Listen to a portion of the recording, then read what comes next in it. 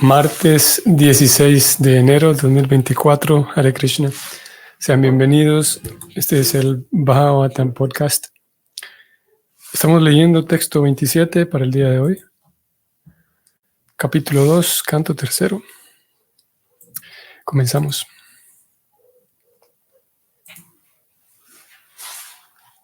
Om Namo Bhagavate Vasudevaya.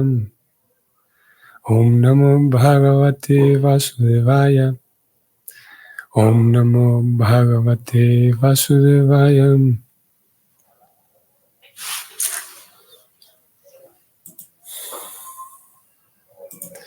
Parito Vatspair Vatsams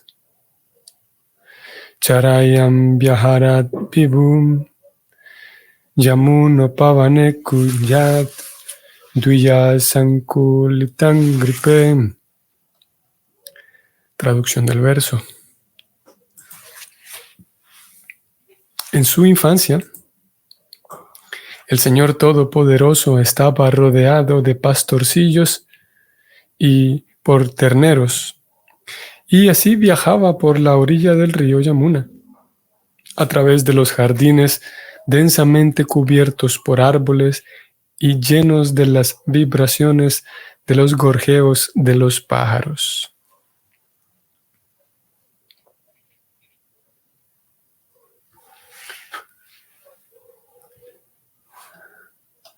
Significado escrito por Srila Prabhupada. Nanda Maharaj era un terrateniente al servicio del rey Kamsa, pero debido a que pertenecía a la casta Vaishya, es decir, era miembro de la comunidad agrícola y mercantil, mantenía miles de vacas. Es deber de los Vaishyas proteger las vacas, así como es deber de los Kshatriyas proteger a los seres humanos. Como el Señor era un niño, fue puesto a cargo de los terneros con sus amigos pastorcillos de vacas. En sus vidas anteriores, estos pastorcillos de vacas habían sido grandes rishis y yogis, y después de muchos nacimientos piadosos de esa índole, lograron tener la compañía del Señor, y pudieron jugar con Él como iguales. Esos pastorcillos de vacas nunca se preocupaban por saber quién era Krishna, sino que jugaban con Él, considerándolo un amigo sumamente íntimo y adorable. Querían tanto al Señor, que por la noche únicamente pensaban en la mañana siguiente, en que podrían reunirse con el Señor e ir juntos a los bosques a cuidar las vacas.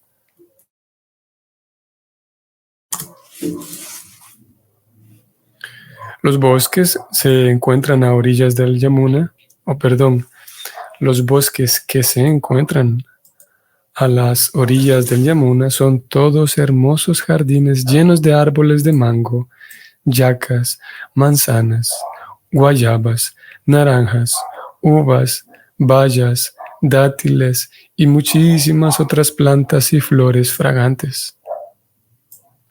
Y debido a que el bosque se encontraba a orillas del Yamuna, naturalmente había patos, grullas y pavos reales en las ramas de los árboles. Todos esos árboles y pájaros y bestias eran entidades vivientes piadosas que habían nacido en la morada trascendental de Vrindavana únicamente para dar placer al Señor y a sus compañeros eternos, los pastorcillos de vacas.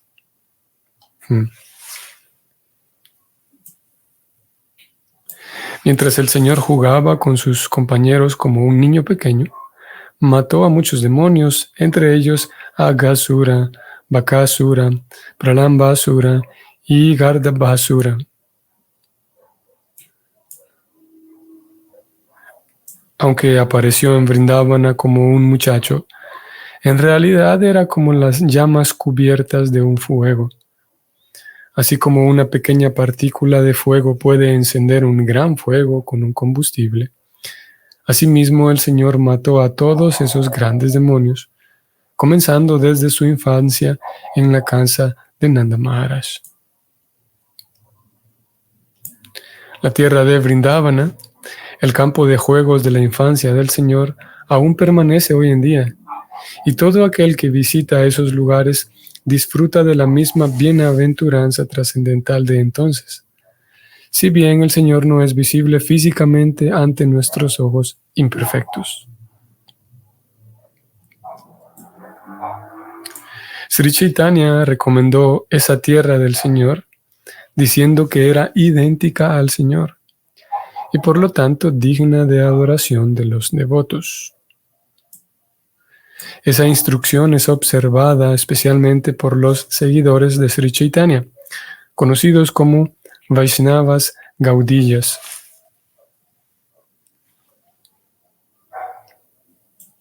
Y debido a que la tierra es idéntica al Señor, devotos como Uddhava y Vidura visitaban esos lugares hace 5000 años para ponerse en contacto directo con el Señor, visible o no visible. Miles de devotos del Señor deambulan hoy en día por esos sagrados lugares de Vrindavana. Y todos ellos se están preparando para ir de regreso al hogar, de vuelta a Dios. Fin del comentario.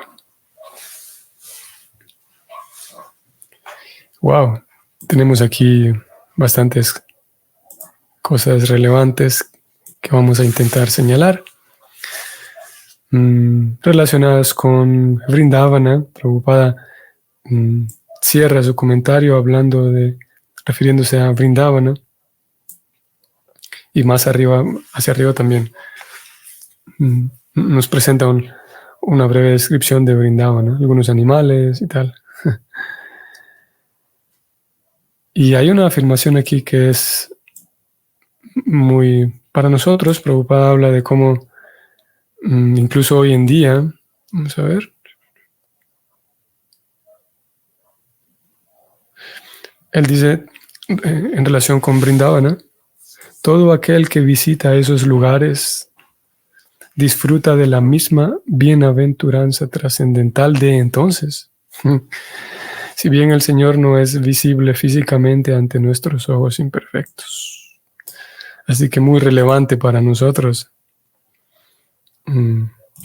Claro, digo relevante en el sentido de que de alguna manera está accesible o más accesible para nosotros el poder visitar estos lugares, como Prabhupada lo escribe. Y claro que por arreglos y sí, arreglos de la providencia, para nosotros que vivimos en Occidente, y vaya que en Occidente vivimos en América, es un poco más, las condiciones son diferentes. Podemos decir que es un desafío mayor poder pensar en visitar Vrindavana por la distancia, por ejemplo, y la distancia significa más tiempo de viaje, más dinero invertido. Y sí, es un desafío mayor, diferente a Vaishnavas que viven más cerca. ¿Qué decir de Vaishnavas que viven en la India, que con mucha facilidad pueden visitar estos lugares? O sí, Vaishnavas que viven, digamos, en zonas cercanas, China, por ejemplo. Europa es un poco más cerca. Y sí, América y Latinoamérica. Bueno, América sí, en general. Es más distante. Digo, en un sentido Latinoamérica es más distante. En un sentido general, por la distancia y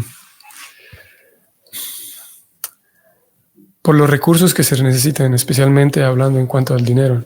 Es posiblemente, como digo en términos generales, posiblemente sea un poco más difícil para los Vaishnavas en Latinoamérica en general.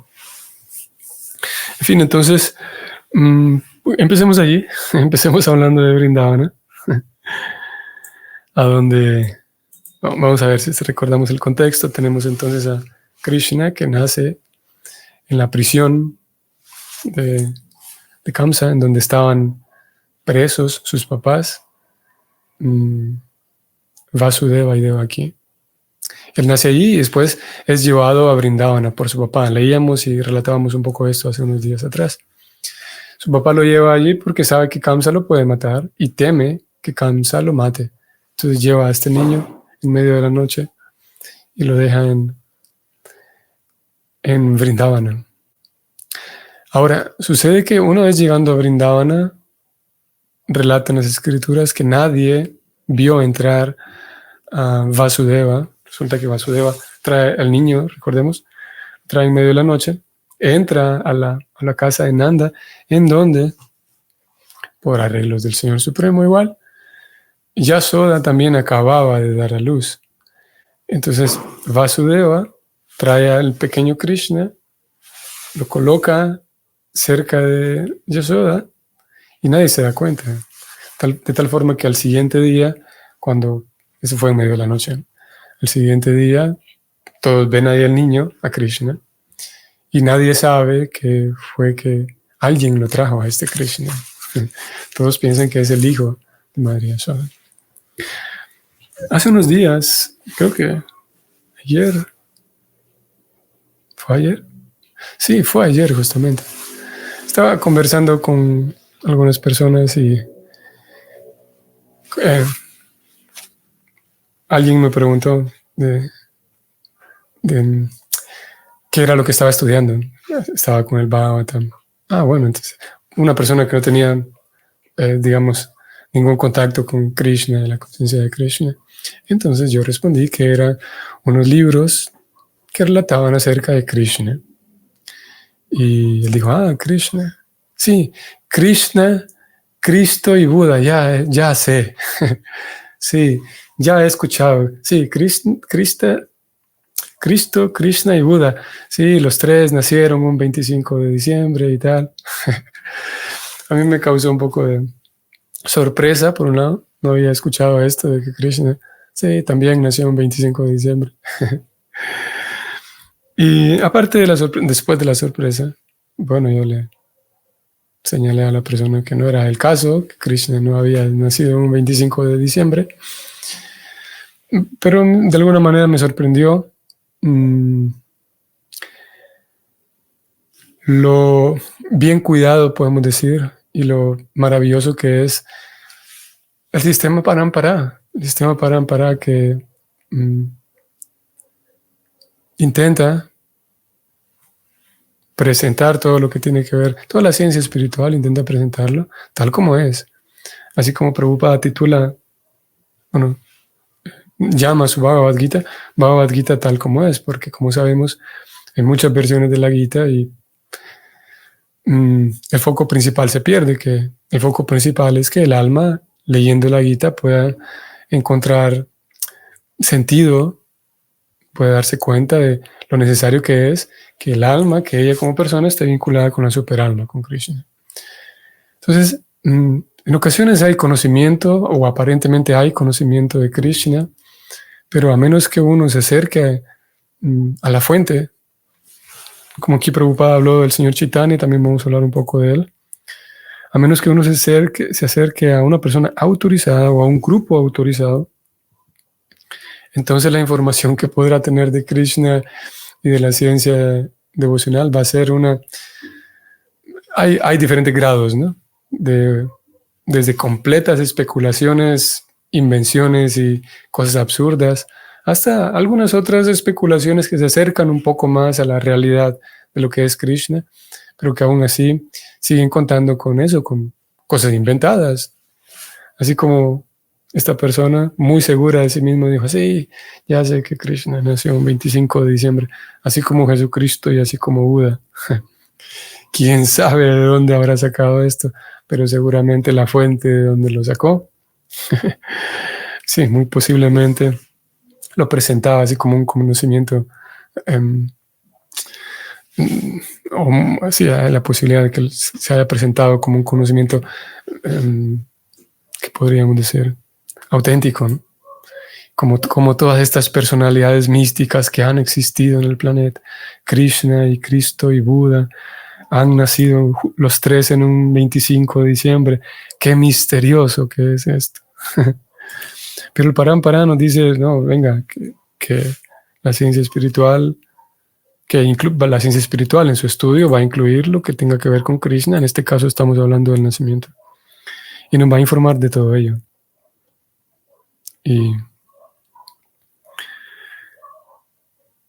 acercándonos a esa línea o a esa escuela que es autorizada, esos grupos que son autorizados, como Prabhupada lo escribe, creo que pudiéramos leerlo brevemente en el Néctar de la Devoción. Prabhupada escribe que hay muchos grupos de Vaishnavas, muchos grupos genuinos Vaishnavas. Esto es el Néctar de la Devoción, capítulo 19. Vamos a ponerlo en pantalla. Para quienes están observando la pantalla, Néctar de la Devoción, capítulo 19. Prabhupada escribe lo siguiente. Voy a subrayar para leer. Existen muchas sociedades y asociaciones de devotos puros. Y si alguien comienza a relacionarse con esas sociedades con tan solo un poco de fe, su avance hacia el servicio devocional es rápido. Aquí está. Así que existen muchas sociedades y asociaciones de devotos puros. Y esas sociedades entonces se encargan de transmitir apropiadamente el conocimiento espiritual. De tal manera que, y es de alguna manera, de una forma también es la tarea del estudiante, el verificar y el observar a aquellos maestros dentro de esas sociedades de devotos puros, para que no simplemente termine volviéndose un seguidor ciego y aceptando las cosas simplemente por un dogma, sino que realmente pueda darse cuenta, por un lado, de cómo el sistema del Bhakti afecta de verdad su vida en sentido positivo. Y cómo aquellas personas aquellos devotos puros o aquellos devotos muy dedicados son personas diferentes. Su carácter es diferente. Y en esas mismas escuelas que Prabhupada mencionó aquí, al Gaudiya Vaishnava, que es el grupo de seguidores del Señor Chaitanya, vamos a ir al verso. Prabhupada, voy a subrayar. Esa instrucción es observada especialmente por los seguidores de Sri Chaitanya, conocidos como Vaishnavas Gaudiyas. Esto indica que hay muchos grupos Vaishnavas, o hay bastantes, una variedad de grupos Vaishnavas, y los seguidores de Chaitanya son Vaishnavas Gaudiyas, que hace referencia a la zona geográfica en donde digamos que se funda o nace el Señor Chaitanya o aparece Él y funda este movimiento de Sankirtan. ¿Qué sucede?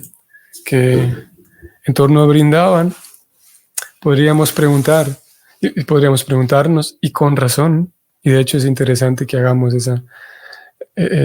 que se plantee esta pregunta. Hace 5,000 años aproximadamente que Krishna partió, y después de la partida de Krishna, eso pasa mucho tiempo.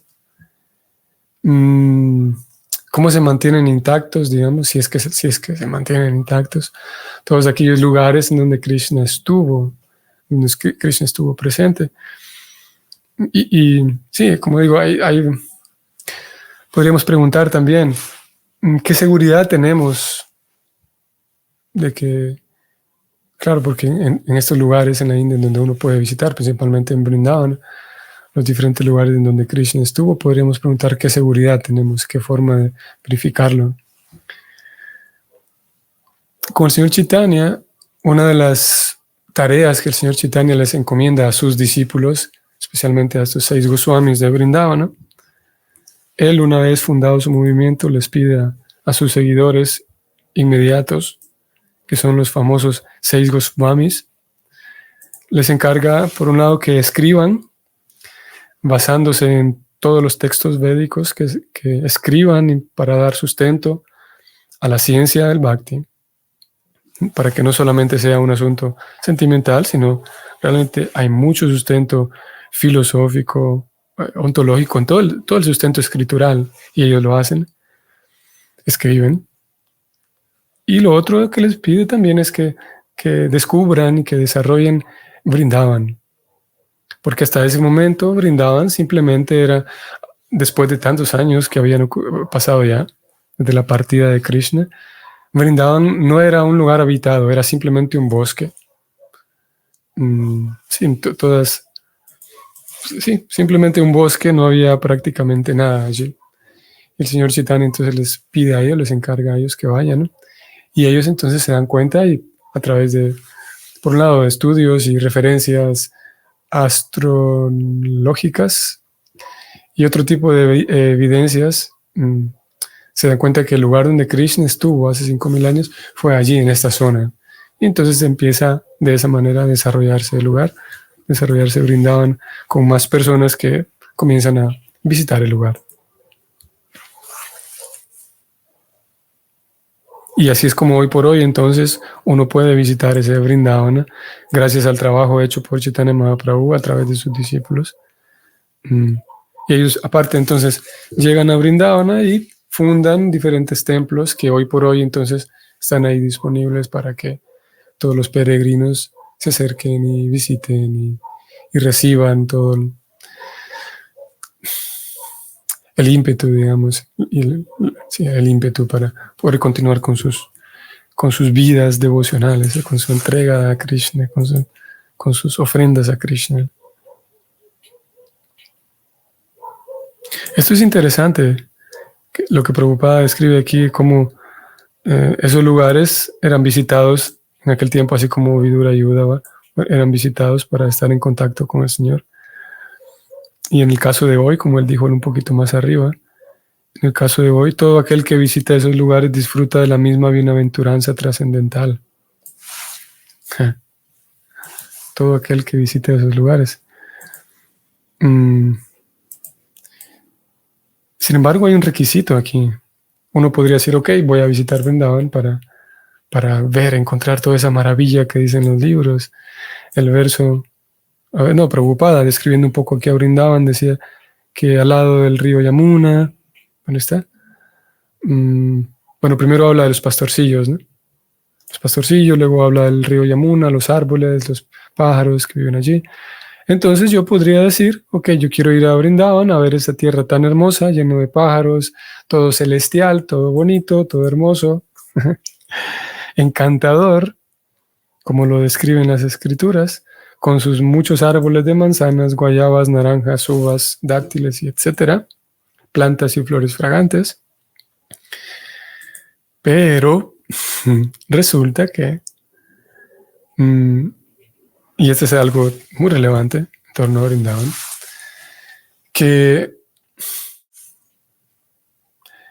Vrindavan, nosotros podemos hoy, a ese Vrindavan que podemos acceder hoy por hoy, Vrindavan geográfico en Uttar Pradesh, en la India, en ese estado de la India, resulta ser que a muchos les asusta llegar allí. Hay una realidad que para muchos es así choqueante y golpea demasiado, un shock muy grande.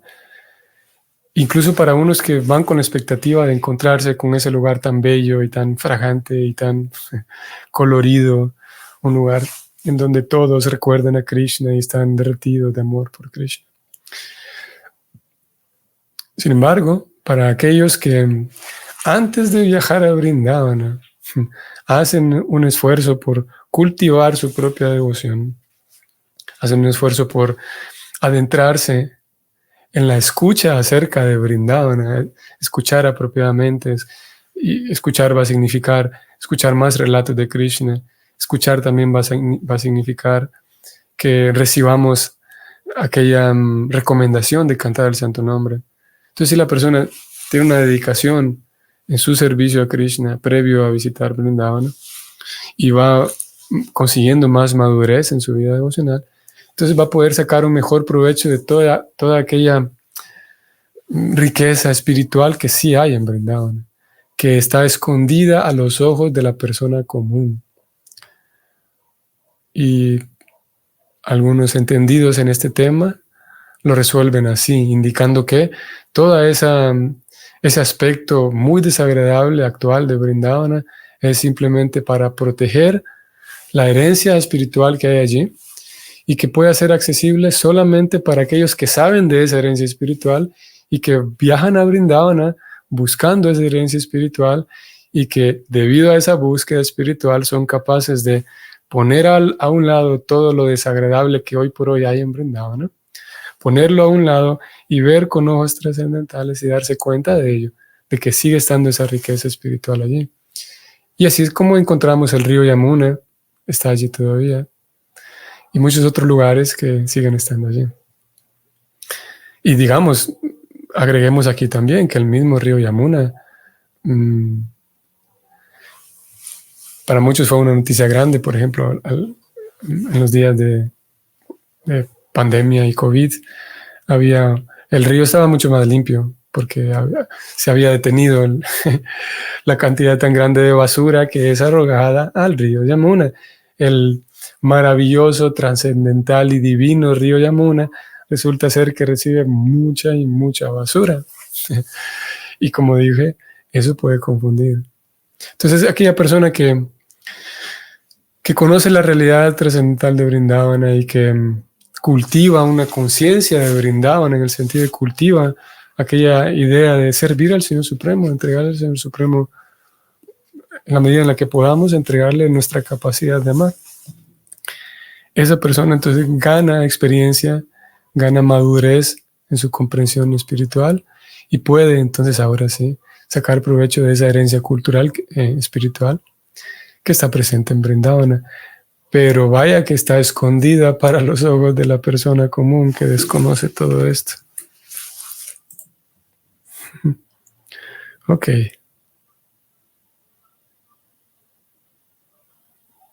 Prabhupada indica que al final de este verso, que hay muchos miles de devotos del Señor que deambulan por las calles de Vrindavana. Bueno, por Vrindavana y otros lugares, él dice. Y eso es verdad. Hay muchas personas en Vrindavana que van ahí a nutrirse, y personas devotos, entregados a Krishna, que están allí sabiendo muy bien qué es lo que ocurre en Vrindavana, preparándose para ganando más meditación y centrándose más en Krishna, y haciendo esos peregrinajes como una preparación para volver a Dios. No solamente una preparación para volver a Dios cuando me muera, sino haciendo peregrinación para volver a Dios, para volver al centro de mi vida, que es servir a Dios. En ese sentido también es volver a casa, volver a lo que soy un sirviente de Dios, soy un sirviente de Krishna. Y claro, cuando ocurra, de hecho, el final del cuerpo material, el alma entonces vuelve a casa.